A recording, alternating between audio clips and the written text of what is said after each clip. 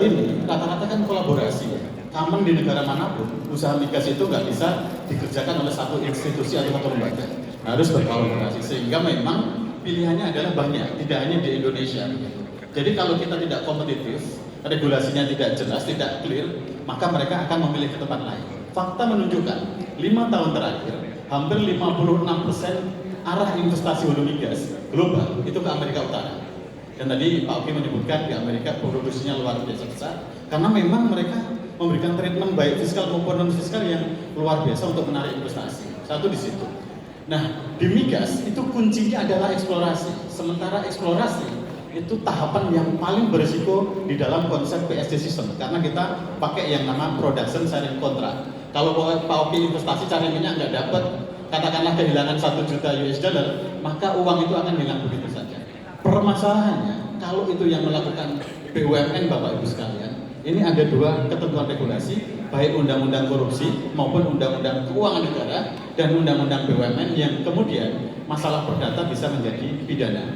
Kita sebutkan case-nya Bukarin misalnya. Nah, ini yang menyebabkan saya kira kemudian teman-teman terutama di BUMN tidak berani ekspansif ketika mengambil resiko untuk eksplorasi. Karena kemudian ketika tidak dapat, itu sangat tipis sekali menjadi delik kerugian keuangan negara. Nah, ini saya kira yang harus kita perbaiki. Nah, di dalam aspek hilirnya misalnya, kilang, kemarin kan ada kritik Pertamina ini jarang atau lambat sekali atau tidak mau membangun kilang.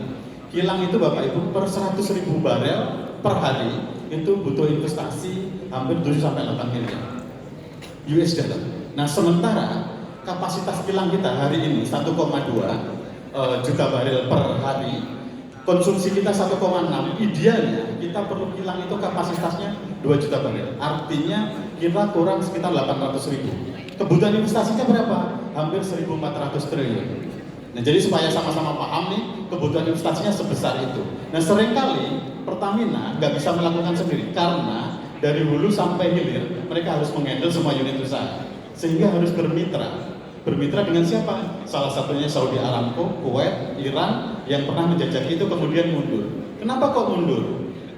Kilang itu Bapak Ibu sekalian, marginnya atau keuntungannya itu tidak sebesar di hulu. IRR-nya jauh di bawah hulu. Sehingga untuk mengkompensasi keekonomian proyek secara normal, mereka memerlukan katakanlah insentif fiskal maupun non fiskal. Seringkali yang menyebabkan mundur itu permintaan fiskal atau keringanan perpajakan itu tidak disetujui oleh pemerintah karena dinilai terlalu penerimaan keuangan negara. Jadi Saudi Aramco mundur kenapa? Karena pengen pembebasan pajak selama 15 kegiatan tahun, sementara bagi teman-teman keuangan itu terlalu usaha bagi di dunia perminyakan. Mudah-mudahan ini ada titik temu.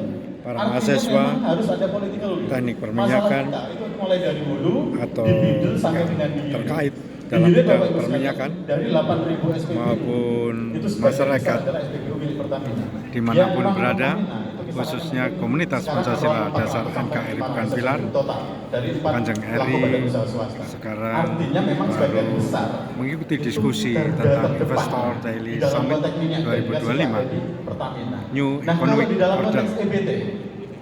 Pembahasan hari kedua ini tentang migas, bagaimana kondisi migas yang ada di Indonesia dan regulasi yang ada. Di dunia perminyakan ada juga panas bumi atau geotermal. Sampai hari ini pertama kali di Kamboja, dan kata para ahli itu jalan di tempat. Problemnya, geotermal tempatnya di panas bumi itu di pegunungan. Kenapa satu-satunya pembeli PLN? Dan pembeli satu-satunya adalah PLN. Kalau mau membeli, otomatis selesai pengembangnya. Nah, ada juga di India, ada juga di manapun berada.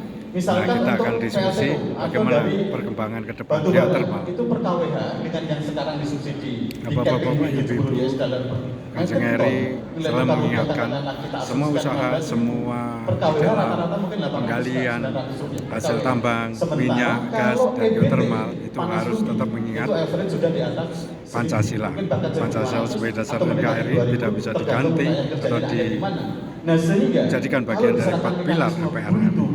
sehingga kita mengurangi atau mencegah masalahnya adanya korupsi. Karena korupsi di dunia perminyakan itu adalah salah satu contoh pengkhianat Pancasila.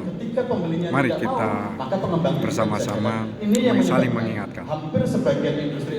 Kita banyak tambang dan banyak migas, geotermal juga ada, tetapi masih banyak masyarakat kita yang miskin.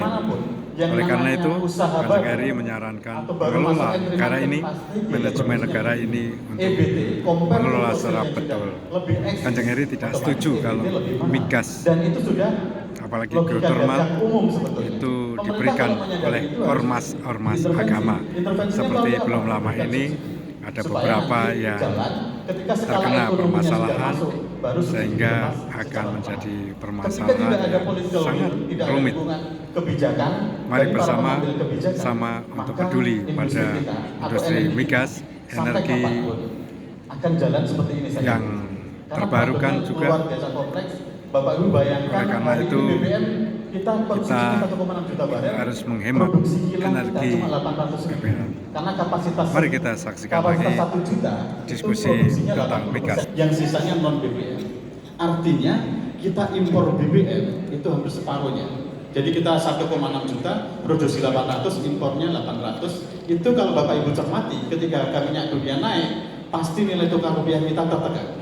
Karena sebagian devisa impor kita gunakan untuk impor energi. Itu baru kita bicara BBM, belum bicara LPG. LPG dari 8 sampai 9 juta metrik ton per year, itu 75% kita impor dari dua source, satu dari Timur Tengah, dua dari Amerika.